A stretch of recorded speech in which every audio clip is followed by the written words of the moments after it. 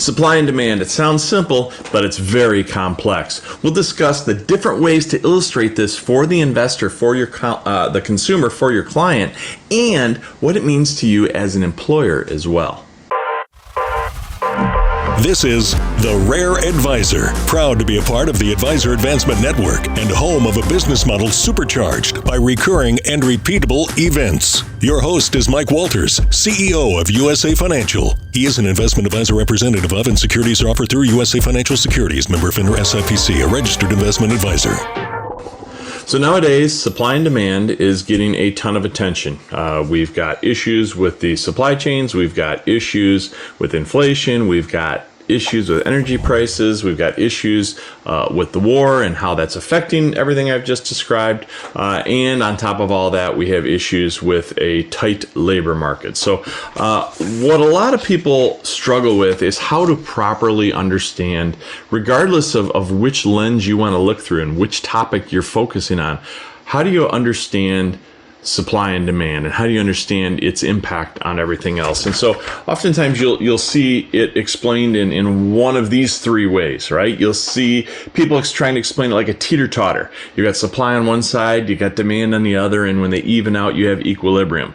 Or you'll see it with the kind of a Venn diagram, I guess, that the two circles, supply is one circle, demand is the other circle, and where the two overlap, that space in between, that's balance or equilibrium again between supply and demand. Or you'll see it as lines on a graph with supply kind of going up and demand coming down. We've got price over on the side and quantity across the bottom, and where those two intersect, that's equilibrium. And if things get out of whack in supply and demand, then we see how that affects prices and such.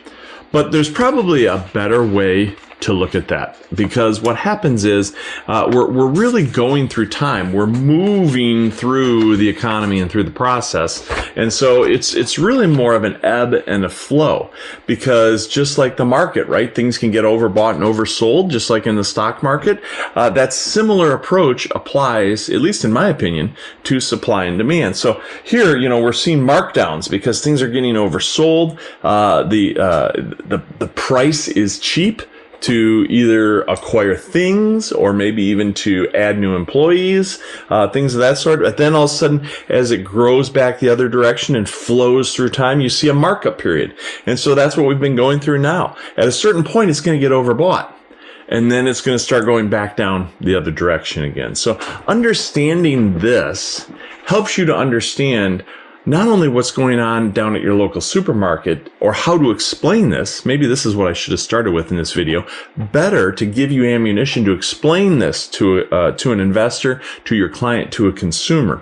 But I will also say, understand that these things kind of apply in the employment market as well. So as an entrepreneur, you have customers. That's this discussion we just were talking about a moment ago. But you also have employees, and you have to understand that market is ebbing and flowing as well.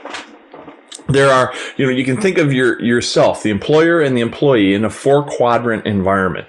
You've got an employer as a buyer of help, buying an employee's time, expertise, and effort. You're the buyer. And then you also have an employer as a seller, meaning you're trying to sell an employee on the benefits and the value of working for your firm, your practice, versus some other source of employment. And then on the other side, you'll have the same effect with employees.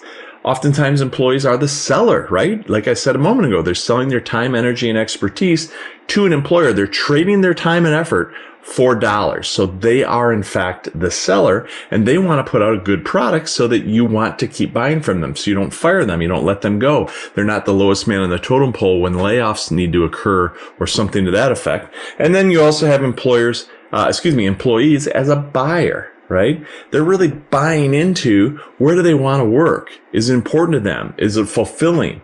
Does it energize them? Are they empowered?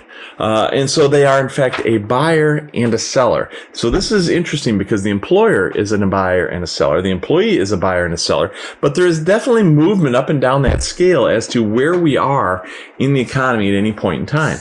So I would say, a while back when unemployment was higher, employers were really more buyers than sellers. Today, employees, in many ways, are more or less buyers over sellers. So something to understand as you're going through this process of supply and demand. There's lots of different ways to look at it. And it really doesn't matter what makes the most sense to you. Find what makes the concept, which is a pretty big concept, but boil it down to simplicity for yourself to explain to your clients. And then understand how that affects your own business, right? Whether it's a teeter-totter, whether it's a couple of circles with an overlap, whether it's two lines crossing, whether it's moving through time as a chain of events going up and down, the cyclical effect, and then are you the buyer or are you the seller? These are things that will help you wrap your mind around it, help you wrap your employees' minds around it, and help you explain this stuff to the investors.